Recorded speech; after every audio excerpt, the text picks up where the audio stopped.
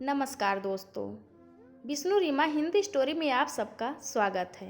आज की कहानी है समाधान। मुझे लगता है शादी एक जुए की तरह है जिसमें पति पत्नी ही नहीं बच्चे भी चले जाते हैं। मैं शादी नहीं करूंगी, रोका हुआ रुदन फूट पड़ा। चीख चिल्ला कर उपद्रव करने वाली तेज स्वभाव की यह लड़की रो भी सकती है, ज्योति ने नहीं सोचा था। उसका रोना अस्वाभाविक था, बल्कि पाखंड की तरह लग रहा था। दीदी, प्रार्थना परेशान कर रही है। सेल फोन पर शांति की पुकार, फिर वही राग। तुम जब से पूना आई हो मैं तुम्हारे झगड़े ही निपटा रही हूँ। सीए कर रही ज्योति ऑफिस के लिए निकल रही थी, इसीलिए छोटी बहन शांति के फ़ोन पर खिंच गई। दरअसल देर हो जाए तो बॉस चार्टेड अकाउंटेंट, जिनके अंडर में ज्योति आर्टिकलरशिप कर रही है, अनुशासन पर लेक्चर देना शुरू कर देते थे। दीदी, तुम जानती हो ना कि वह विचित्र लड़की है, फिर भी मुझ पर इल्ज़ाम कहती है। बुला लो अपनी दीदी भैया सबको, रुधे स्वर में शांति बोली। अचानक इस लड़की को क्या हो गया? मुझे कितना मानती थी। अच्छा रो मत, मैं ऑफिस जा रही हूँ, लौटते हुए तुम्हारे पास आऊँगी। इतना कह स्कूटी स्टार्ट कर ज्योति ऑफिस के लिए निकल गई।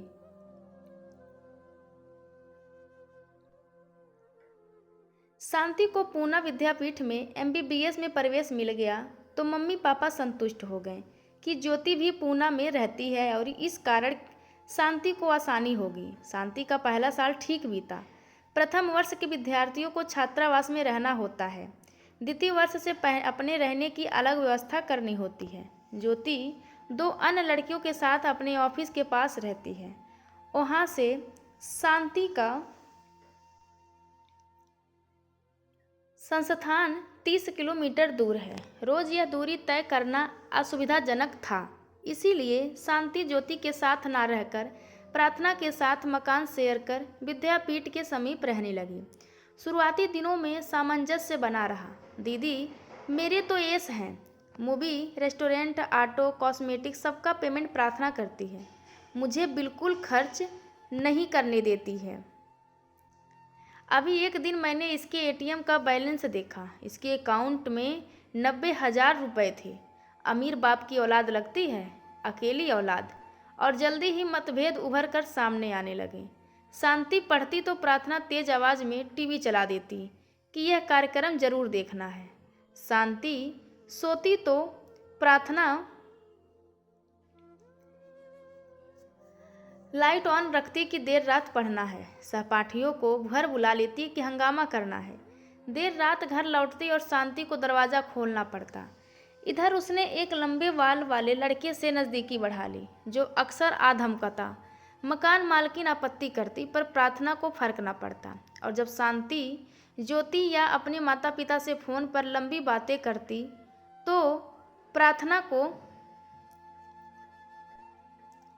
उसकी हंसी उड़ाती। मम्मी पापा से कितना कंसल्ट करती हो, कब तक बेबी बनी रहोगी? मुझे देखो, मैं अपने फैसले खुद करती हूँ। मम्मी पापा ने यहाँ पढ़ने भेजा है और तुम उनका पैसा बर्बाद कर रही हो, शांति ने कहा। प्रार्थना तेवर बिगाड़ लेती। उनका पैसा? तुम्हें जलन होती है क्योंकि मेरा अकाउंट रिच रहता है। सुनो, मेरे अकाउंट में क्रेडिट होने के बाद पैसा मेरा हो जाता है, इसीलिए उड़ाती हो।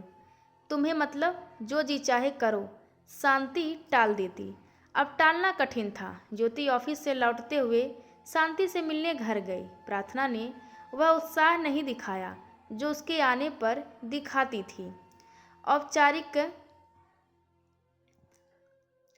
बातों के बाद ज्योति मुद्दे पर आई। प्रार्थना, तुम दोनों में तो अच्छी एडजस्टमेंट थी, फिर अब क्या हो गया? प्रार्थना नहीं चौंकी, मानो जानती हो ज्योति यही कुछ कहेगी। दीदी, प्रॉब्लम मुझे नहीं शांति को है। प्रॉब्लम? ये ठीक से पढ़ नहीं पाती, जबकि मेडिकल पास करना सरल नहीं है। इसे मेरे तौर तरीके पसंद नहीं है तो अलग हो जाए। प्रार्थना ने इतना स्पष्ट कहा कि ज्योति चौंक गई। सोच लिया है? सोचना शांति को है। अकेली रहोगी? तुम्हारे पेरेंट्स पसंद करेंगे कि तुम अकेली रहो? वे क्या पसंद करते हैं क्या नहीं मैं परवाह नहीं करती। ठीक है, शांति कुछ दिन मेरे साथ रहेगी। इस बीच तुम दोनों को सोचने का समय मिल जाएगा। फिर भी बात नहीं बनती है तो देखते हैं। शांति मानो जरूरी सामान बांधे बैठी थी। बात नहीं बनेगी दीदी। प्रार्थना, इस मकान का डिपॉजिट 30,000 हम दोनों ने मिलकर दिया था। मैं मकान छोड़ रही हूँ।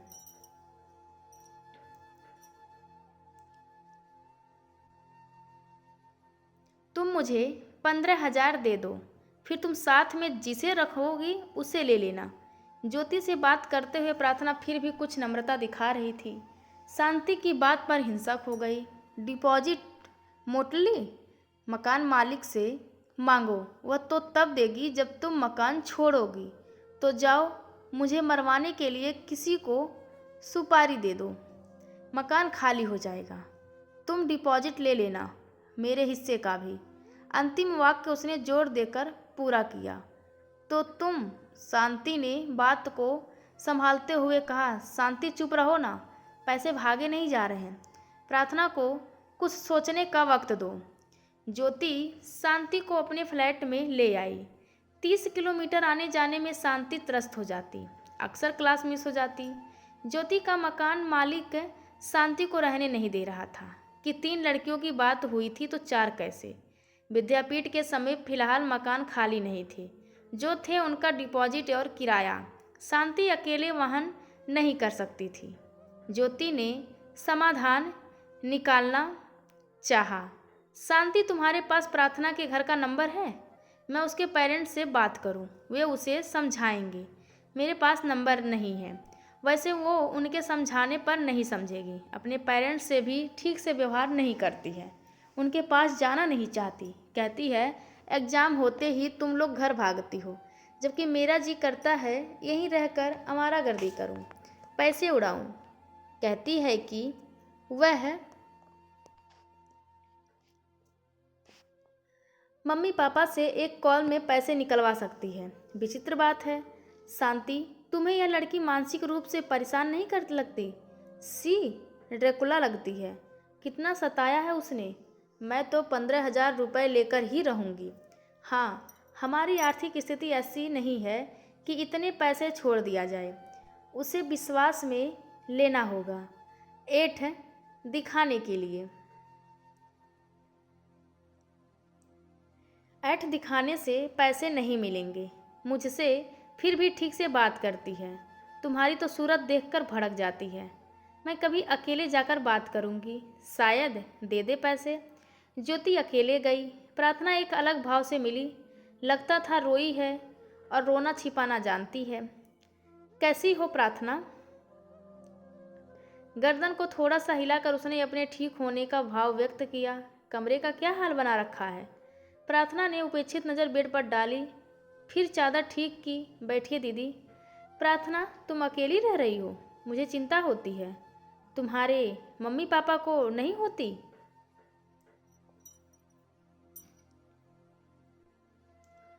वे तो खुद अकेले नहीं, कुछ नहीं। ज्योति ने देखा प्रार्थना कुछ कहते हुए थम गई है। उसका दिल भर आया है। वह कुछ देर प्रार्थना के उतरे हुए चेहरों को परखती रही, फिर नरमाई से बोली, मुझे लगता है तुम कुछ परेशान हो। तुमने मुझे दीदी कहा है, बता देने से मन हल्का हो जाता है।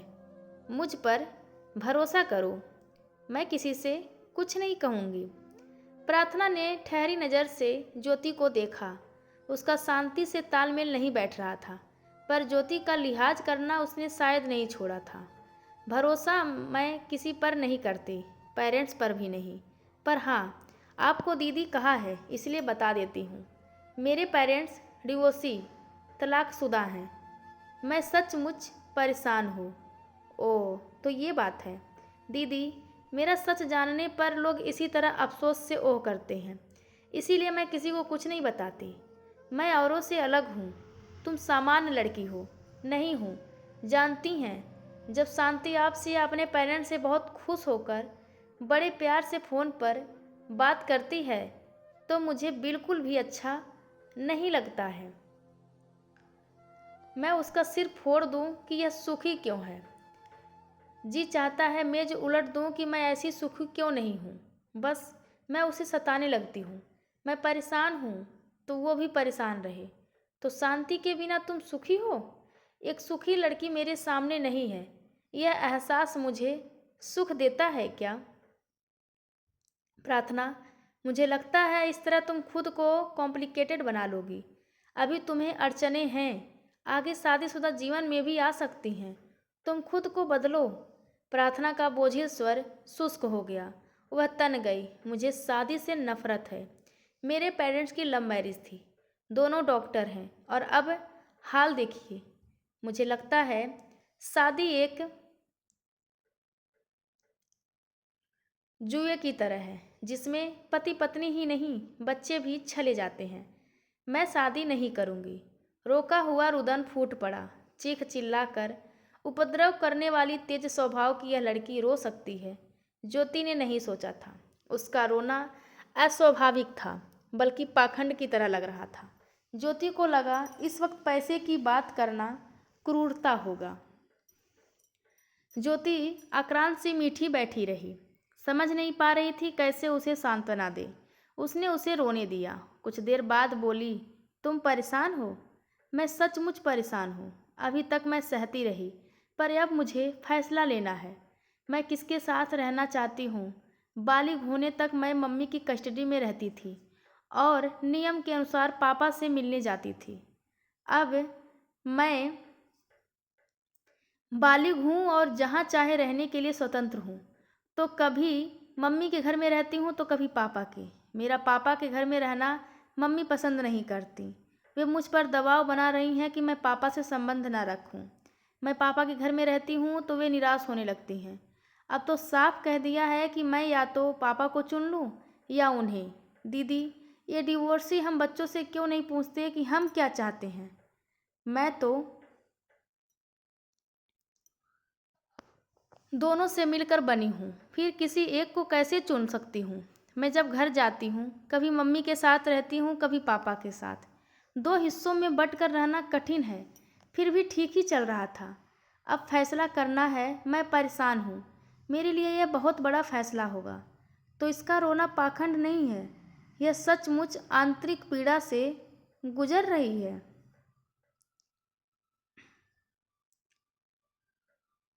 तो तुम किसके साथ रहना पसंद करोगी? नहीं जानती। आप कुछ कहें।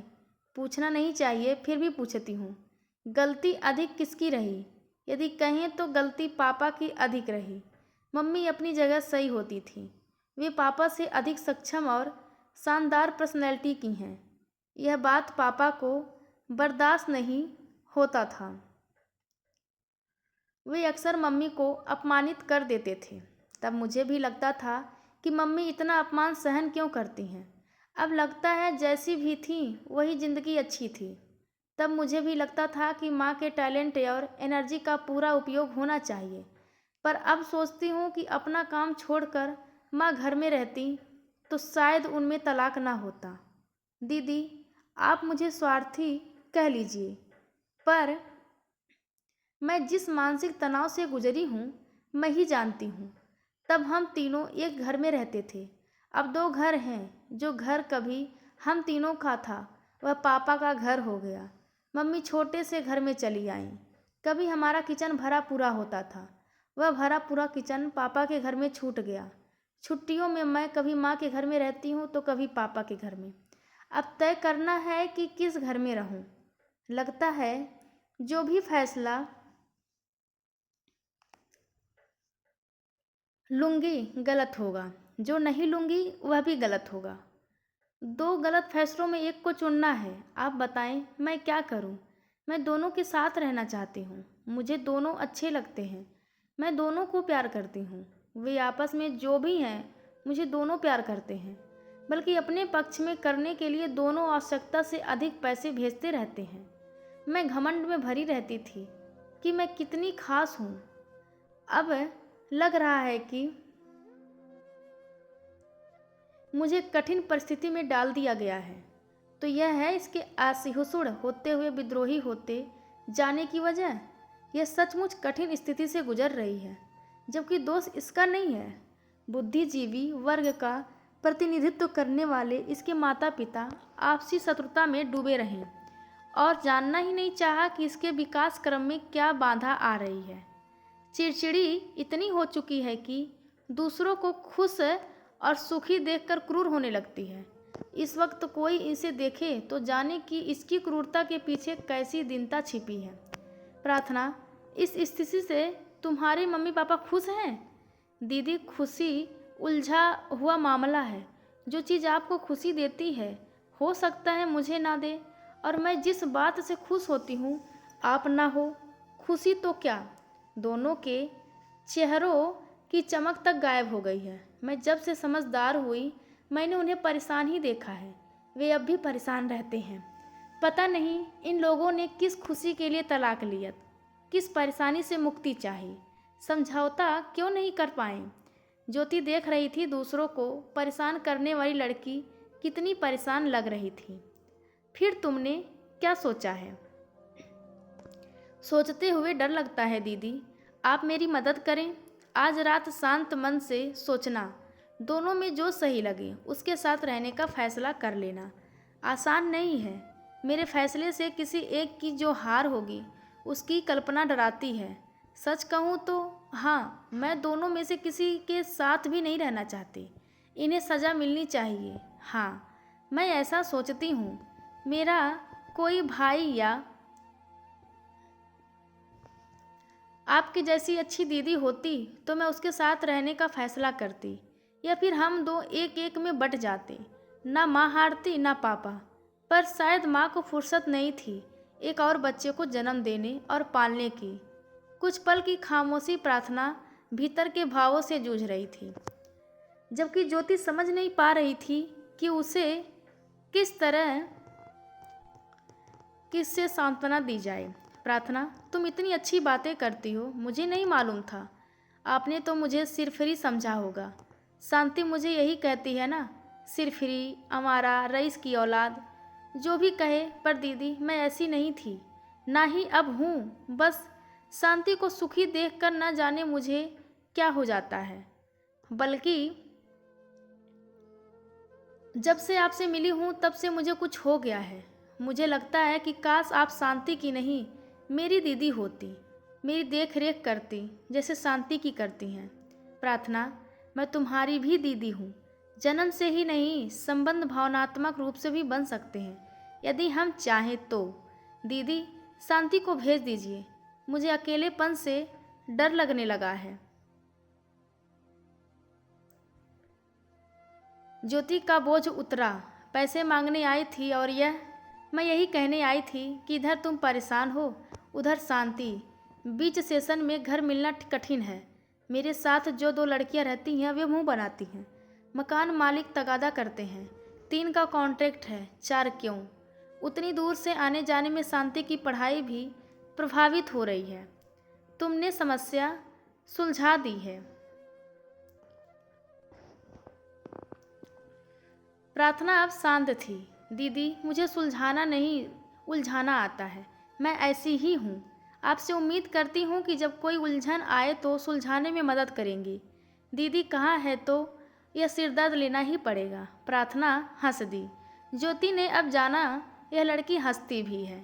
तो दोस्तों, यह कहानी आप सभी को कैसी लगी कृपया कमेंट करके ज़रूर बताएं, और चैनल को लाइक, शेयर और सब्सक्राइब करना बिल्कुल ना भूलें। धन्यवाद आप सबका।